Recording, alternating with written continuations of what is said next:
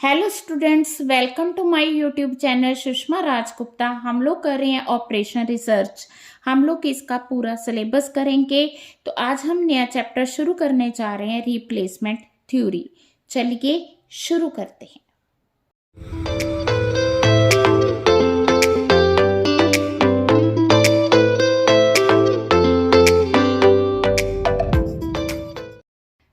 हाँ जी, किसी भी बिजनेस ऑर्गेनाइजेशन में कई तरह के इक्विपमेंट्स यूज़ किए जाते हैं।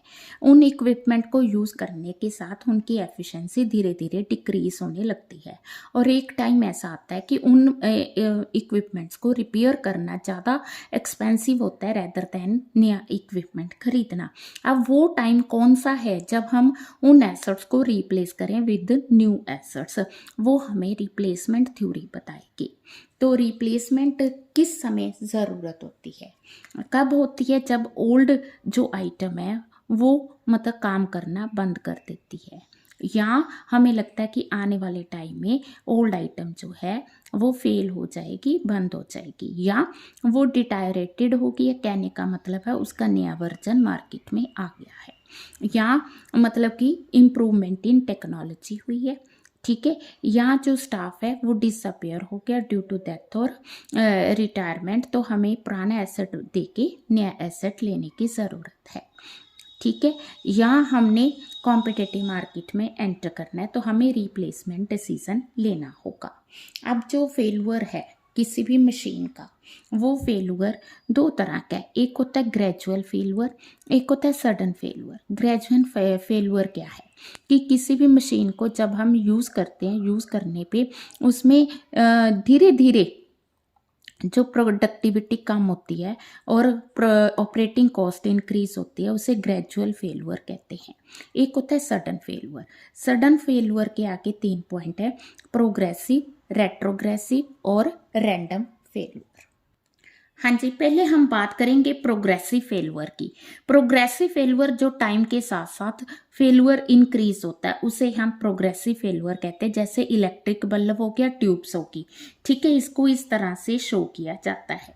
रेट्रोग्रेसिव फेलुअर वो फेलुअर है जो पहले तो एकदम से मतलब जिसमें वैल्यू डिक्रीज होती है, उसके बाद थोड़ा सा स्टेबिलिटी आ जाती है, ठीक है, उसे हम रेट्रोग्रेसिव फेलुअर कहते हैं। इसमें इंजन आ गया। तीसरा आ गया रैंडम फेलुअर, जो कभी भी फेल हो सकता है। इसको इस पिक्चर के द्वारा डिनोट किया जाता है। जी, रिप्लेसमेंट थ्योरी में हम कुछ अजम्पशंस लेके चलते हैं। अजम्पशंस ये लेते हैं कि जो क्वालिटी ऑफ आउटपुट है वो सेम रहेगी, replacement cost, maintenance cost constant रहेगी, operation efficiency of the equipment वो भी कांस्टेंट रहेगी, टेक्नोलॉजी मतलब इन चीज़ों में कोई चेंज नहीं आएगा over the life of the asset. जब हमने रिप्लेसमेंट डिसीजन लेना है तो हमें 3 तरह के डिसीजंस लेने होते हैं: टाइम ऑफ रिप्लेसमेंट की नाउ और later on, how much to replace, ठीक है, देन हाउ टू रिप्लेस, ठीक है। तो इसके लिए हाउ टू रिप्लेस के लिए हम लोग डिसीजन थ्योरी जो है करेंगे, ठीक है। डिसीजंस के लिए हमें ये भी देखना होता है, क्या देखना है कि how much capital is required, capital हमने कहाँ से लेनी है, सोर्स ऑफ कैपिटल क्या है, कॉस्ट ऑफ कैपिटल क्या है, और जो हमने अमाउंट इन्वेस्ट करनी उस पर रिटर्न क्या होगी, और उस पर टैक्स इम्प्लीमेंटेशन क्या होगी, ठीक है। अब जो रिप्लेसमेंट है, ठीक है, उसको हम करने जा रहे हैं replacement policy deteriorating gradually with use of time, ठीक है जी। हाँ जी, जो हम फर्स्ट मेथड करने जा रहे हैं इसमें हमें एक तो कैपिटल कॉस्ट ऑफ एसेट चाहिए, दूसरा स्क्रैप वैल्यू, तीसरा उसकी operating cost, fourth is optimum replacement period, ठीक है जी। तो करना कैसे हमने, हाँ जी, ये हमें क्वेश्चन दिया हुआ है जिसमें हमें ऑपरेटिंग कॉस्ट दी हुई है और इसकी रीसेल वैल्यू दी हुई है, ठीक है, और the maintenance cost and resale value of a machine whose purchase price, उसकी कॉस्ट दी है 7000। When should machine be replace, हमने क्वेश्चन फाइंड करना है कि मशीन रिप्लेस कब होगी। अब इसकी कैपिटल कॉस्ट 7000 है, इसकी ऑपरेटिंग कॉस्ट को हम MT से डिनोट करेंगे, रीसेल वैल्यू S होगी, टाइम जो है उसको N से डिनोट करेंगे। हाँ जी, बहुत ही सिंपल क्वेश्चन है। मैंने ऑपरेटिंग कॉस्ट रीसेल वैल्यू उसकी ले ली है जो कि हमें स्टेटमेंट में दी हुई है। 7000 हमें उसकी कॉस्ट दी हुई है। तो सबसे पहले स्टेप है ऑपरेटिंग कॉस्ट, ठीक है, ईयर वाइज लिखनी। ऑपरेटिंग कॉस्ट देखो बढ़ रही है पर ईयर, तो अगर हम इसे कमुलेट करें first year 900, second 2100, third year 3700, fourth 50, इनको प्लस करते जाना है 5800, देन 8600, देन 12300, देन 17000, देन आ गया 22900।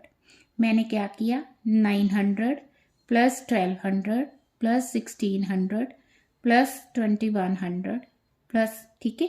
तो इस तरह से कॉम्युलेटिव वैल्यू कैलकुलेट किया। अब हमने डेप्रिसिएशन कैलकुलेट करनी। हमें पता है कि इसकी कॉस्ट कितनी है, दैट इज 7000। तो 7000 minus 4000 it is 3000। 7000 minus 2000 it is 5000। 7000 minus this 5800। 7000 minus 600 6400। 7500 6500। 7000 it is 6600 6600 6600। अब हमने टोटल कॉस्ट किसके इक्वल होगी, ऑब्वियस है, it is equal to this plus this is equal to this, ठीक है जी। तो इन दोनों को प्लस किया, इट इज 3900, इन दोनों को प्लस किया 7100। टोटल कॉस्ट फाइंड करनी है ना, तो ये आ गया 9500, ठीक है जी। 12200, ठीक है जी। This plus this 15100, this plus this 18900, this is 23600, 29500। अब हम बात करेंगे एवरेज किस तरह से फाइंड करते हैं। जैसे 3900 फर्स्ट ईयर की है ना, तो इसको हम डिवाइड करेंगे 1 से, एवरेज फाइंड करनी है। इसको डिवाइड करेंगे 2 से, ठीक है जी, ठीक है। इसको डिवाइड करेंगे 3 से, ठीक है। देन इसको डिवाइड करेंगे 4 से, 3050। इसको डिवाइड करना है 5 से, 3020। इसको डिवाइड करना है 6 से, तो इट इज इक्वल टू 3150। इसको डिवाइड करना है 7 से, 3371, ठीक है जी। इसको डिवाइड करना है 8 से, इट इज 3687.5। क्लियर है। तो इस तरह से ये जो एवरेज कॉस्ट हमने देखनी है ये डिक्रीज हो रही है, ठीक है। इसके बाद इंक्रीज होना शुरू होगी। तो जहाँ पे आपकी कॉस्ट इंक्रीज होना शुरू हो गई है, तो उस साल हमें क्या करना चाहिए, जिस साल मिनिमम कॉस्ट है उस साल एसेट रीप्लेस करने का फ़ायदा है, क्योंकि अगर हम इसे यूज़ करेंगे तो आने वाले टाइम पे इसकी कॉस्ट, रिपेयरिंग कॉस्ट ज़्यादा होगी। So replacement period is 5th year. This is the answer. यही हमने फाइंड करना था। बहुत इजी क्वेश्चन। हाँ जी, अब मैं ये वाली एग्जांपल कर रही हूँ। देखो इसमें क्या खास बात है, इसमें हमें स्क्रैप वैल्यू नहीं दी, सिर्फ कॉस्ट दी हुई है। मशीन जो है हमने 13,000 की परचेज की, उसके इंस्टॉलेशन चार्जेस आ गए 3600 और उसकी स्क्रैप वैल्यू दी है 1600, ठीक है। ओवरऑल स्क्रैप दे दी, पर ईयर नहीं दी। Firm has a monopoly of this type of work, so maintenance cost in various years is given as follows. The firm want to determine after how many years should the machine be replaced, ठीक है। तो हमने ये देखना है कि किस साल रिप्लेस करनी है। तो यहाँ पे हमें कॉस्ट दी है 13,000, और चार्जेस दिए 3600, ठीक है। दोनों को ऐड किया, इट इज़ 16,600। इसमें से स्क्रैप हमने माइनस कर दिया, तो हमारे पास जो डेप्रिसिएशन आएगी वो आएगी C minus S, cost 16,600 minus 1600, it is equal to 15,000, ठीक है जी। अब देखो मैंने ये 15,000 डेप्रिसिएशन ली है, ये हमें ऑपरेटिंग कॉस्ट दी हुई है, तो इसको अकमुलेट करना है।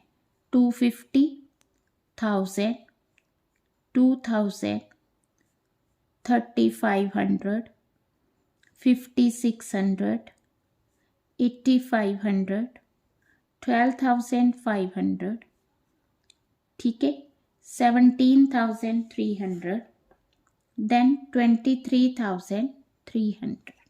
Point clear. अब टोटल कॉस्ट फाइंड कर लो दोनों को ऐड करके। 15,250, 16,000, 17,000, 18,500, 20,600, 23,500, 27,500, 32,300, 38,300। अब हमने एवरेज फाइंड करनी है। इसको 1 से डिवाइड करना है, इसको 2 से डिवाइड करना है, इसको 3 से डिवाइड करना है, इसको 4 से डिवाइड करना है, ठीक है, इसको 5 से डिवाइड करना है, इसको 6 से डिवाइड करना है,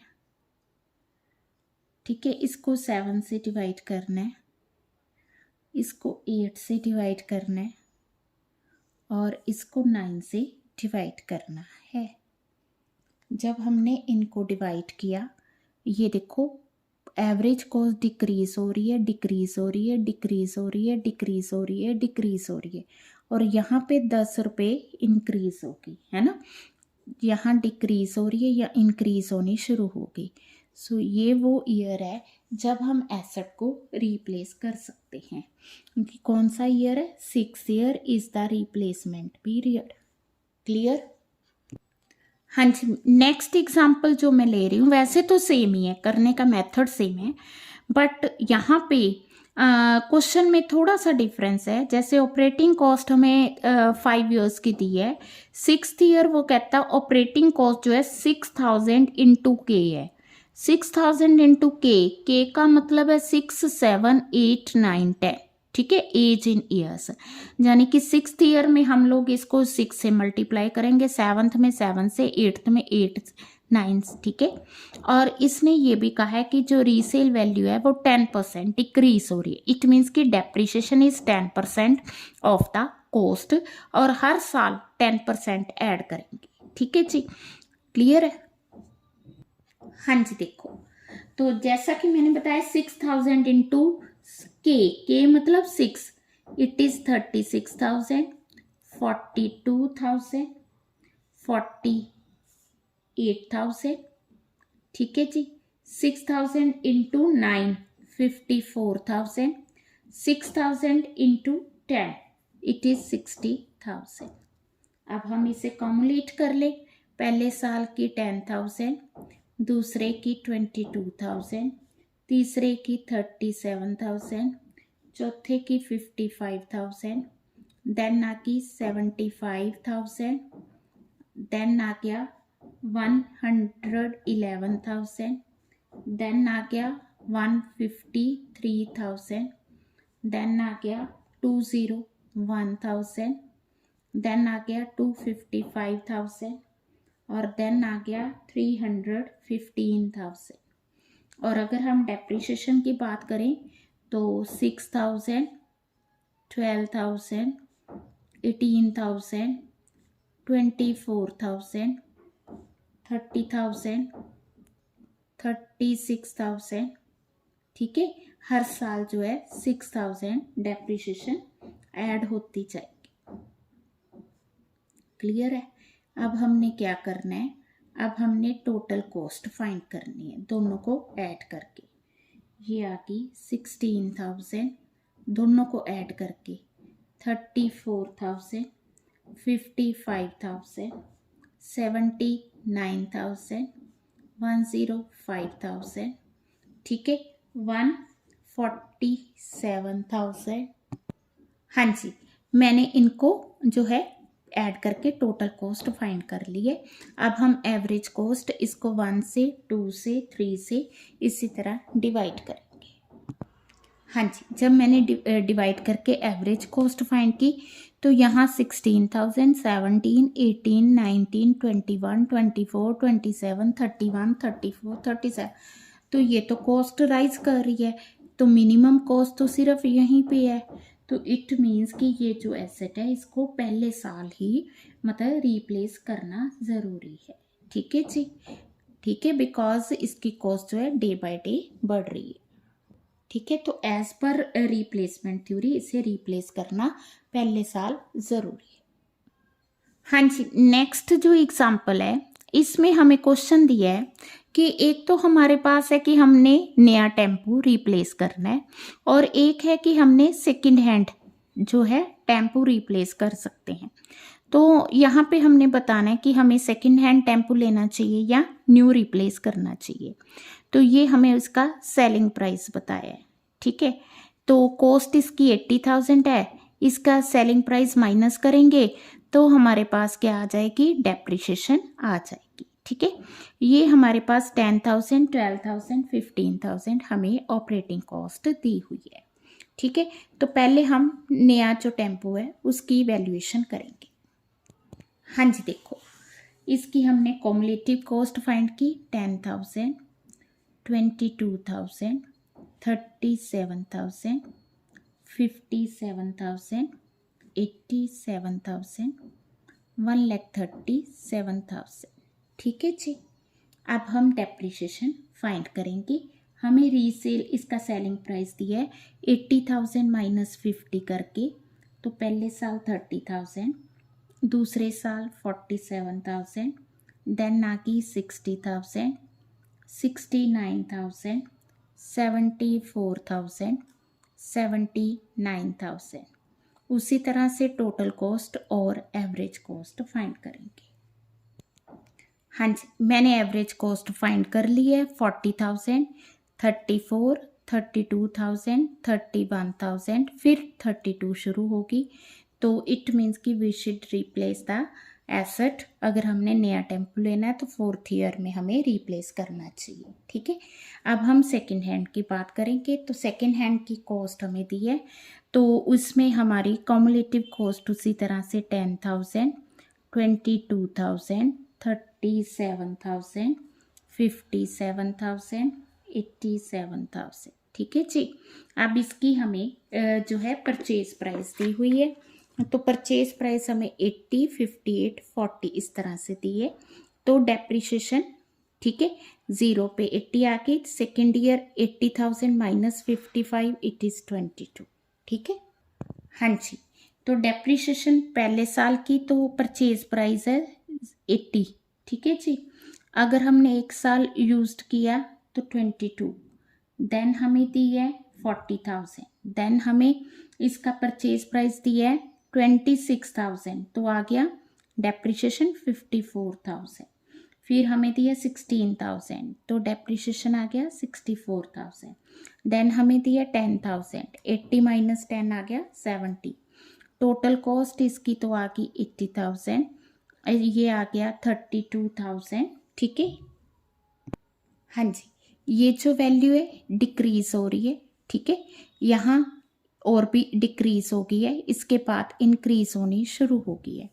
तो 4th ईयर में हम लोग जो रिप्लेस कर सकते हैं नए टेम्पू से भी 4th ईयर में ही करेंगे, तो सेकंड हैंड भी 4th करेंगे। बट अगर हम नए टेम्पू से रिप्लेस करते हैं तो कॉस्ट इतनी आ रही है, अगर हम सेकंड हैंड से कर रहे हैं तो कॉस्ट इतनी आ रही है, तो हमें सेकंड हैंड करने से ही फ़ायदा है, बिकॉज सेकंड हैंड में हमारी जो सेविंग्स हो रही हैं इट इज़ इक्वल टू 1250। ठीक है, सो रिप्लेसमेंट जो है सेकंड हैंड से करेंगे तो उससे कॉस्ट रिड्यूस होगी। ठीक है जी, तो जो नेक्स्ट मेथड है वो हम अगली वीडियो में करेंगे। वीडियो अच्छी लगी वीडियो को लाइक करें अगर आप OR के स्टूडेंट हैं, सिंप्लेक्स मेथड चाहते हैं, तो वो मैंने स्टार्ट्स की जो सीरीज़ है उसमें डाला हुआ है। ट्रांसपोर्टेशन हम ऑलरेडी कर चुके हैं, बाकी के चैप्टर 1 बाय 1 करेंगे। ठीक है, वीडियो को लाइक करें, शेयर करें और चैनल